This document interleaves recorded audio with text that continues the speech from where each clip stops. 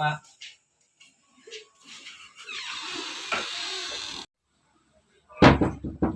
Ya, silakan masuk. Selamat siang, Pak. Ya, selamat siang. Silakan duduk. Iya, Pak. Terima kasih, Pak.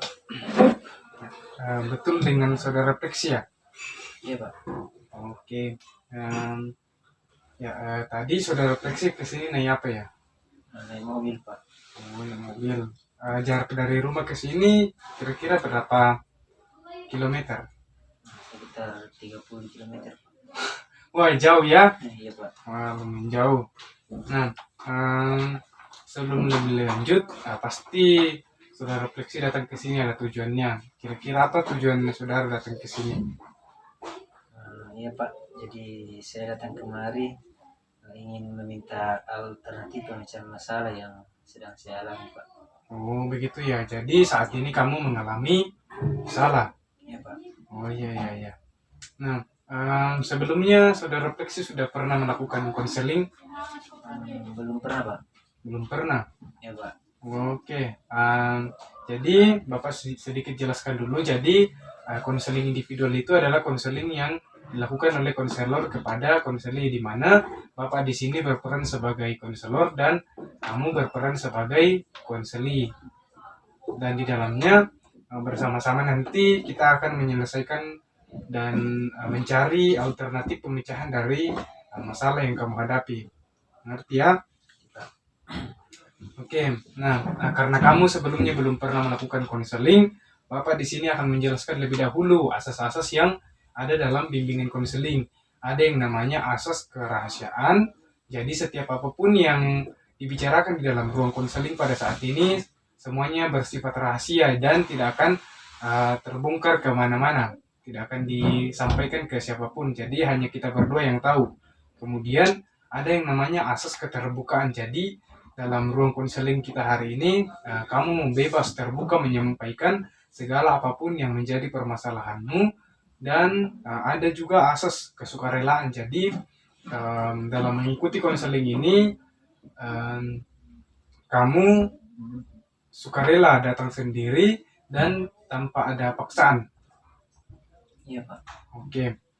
Nah, kita kira-kira punya waktu ke depan sekitar 30 menit untuk melakukan konseling. Apakah itu waktunya sudah cukup? Ya, sudah sah. Itu cukup, Pak. Oke, baik. Ya, baik. Kita mulai saja ya. Kira-kira apa permasalahan apa yang kamu hadapi sehingga kamu boleh datang pada saat ini di ruang konseling untuk menyampaikan masalahmu? Iya, Pak. Saya mengalami trauma, Pak. Oh, jadi kamu mengalami trauma ya? Kalau Bapak boleh tahu, trauma apa yang kamu rasakan, yang kamu alami?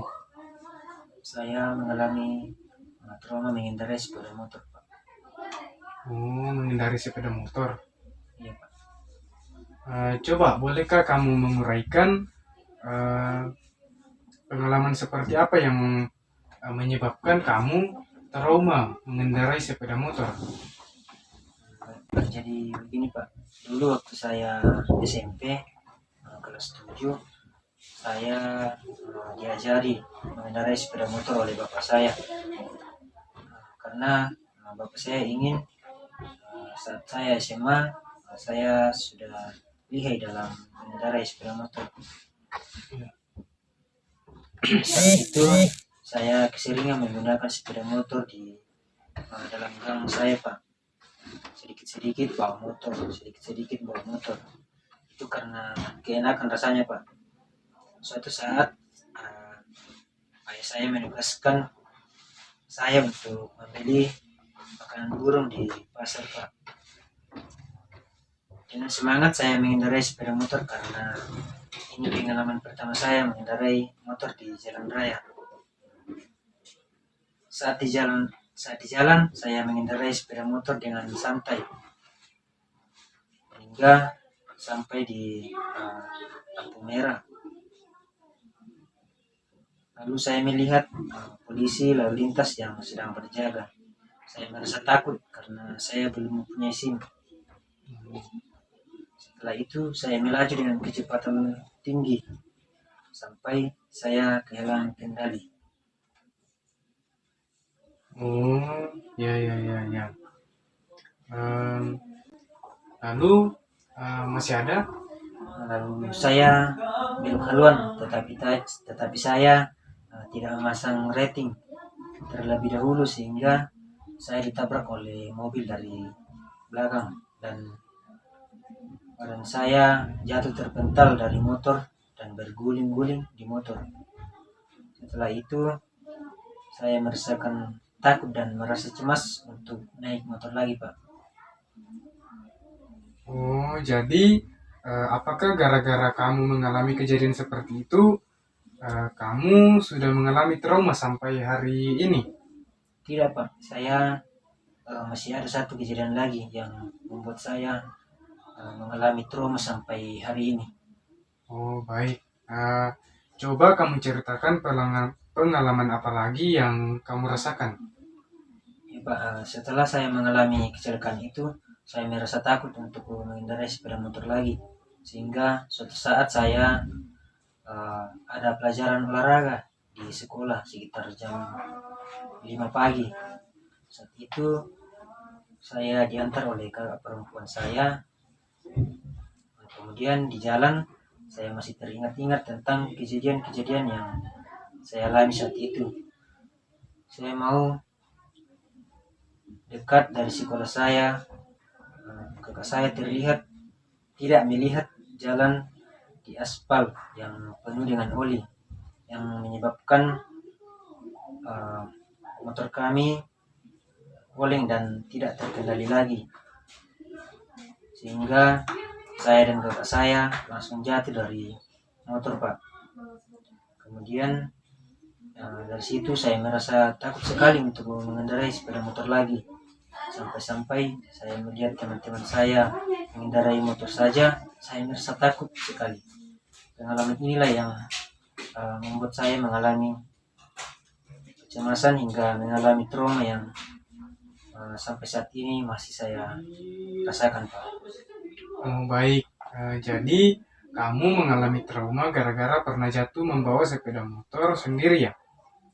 Dan pernah jatuh bersama kakakmu? Iya, Pak. Oh, iya. Nah,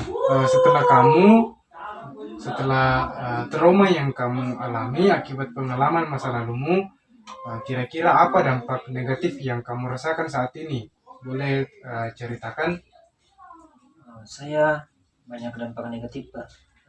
Saya membebani kakak saya saat ingin pergi ke keluar rumah, khususnya saat bersekolah dan saat les-les di sore hari, Pak. Oh, kamu tahu banyak dampak negatif terjadi setelah kamu merasakan trauma ini. Apakah kamu tidak ada keinginan untuk dapat belajar lagi mengendarai sepeda motor? Tidak, Pak, saya sangat takut. Nah, jika kamu terus merasa takut, bagaimana cara kamu untuk menanggulangi dampak negatif dari trauma yang kamu alami? Maaf, Pak, saya tidak tahu. Nah, apakah kamu merasa mandiri dan tidak bergantung dengan kakak kamu setiap hari? Ya, Pak, saya mau merasa mandiri. Oke. Nah, jika kamu mau, di sini Bapak akan memberikan alternatif yang jika ini menurut kamu baik, jika kamu mau belajar lagi, kamu akan mandiri dan tidak bergantung lagi oleh kakakmu di saat kamu ingin pergi dari rumah. Mungkin bisa dengan cara seperti kamu hendaknya harus mempunyai SIM terlebih dahulu. Tahu SIM ya? Iya, Pak. Ya, surat izin mengendarai. Nah, dan kamu harus mengetahui dahulu rambu-rambu di lalu lintas dan peraturan-peraturan lalu lintas. Dan juga saat kamu mengendarai sepeda motor, kondisi badanmu harus benar-benar fit. Jadi harus benar-benar sehat ya. Iya, Pak. Nah, jika kamu tidak ada usaha untuk belajar dan bangkit lagi dari traumamu ini, maka kamu akan menjadi kurang mandiri dan lebih bergantung oleh kakakmu di saat kamu ingin bepergian kemanapun yang kamu inginkan. Baik Pak, saya ingin menjadi mandiri dan bangkit lagi. Saya akan mencoba yang telah Bapak sampaikan tadi. Ya, baik, Fleksi. Saya sangat suka dengan semangatmu. Terima kasih Pak atas pujiannya. Ya, baiklah, mungkin Fleksi, apakah ada hal lain yang perlu kamu sampaikan kepada Bapak? Sudah tidak ada Pak, mungkin cukup itu saja dulu. Saya sudah merasa cukup tenang Pak. Saya permisi dulu Pak. Saya ucapkan terima kasih banyak Pak. Baiklah, sama-sama. Oke, semangat ya. Ya Pak. Oke.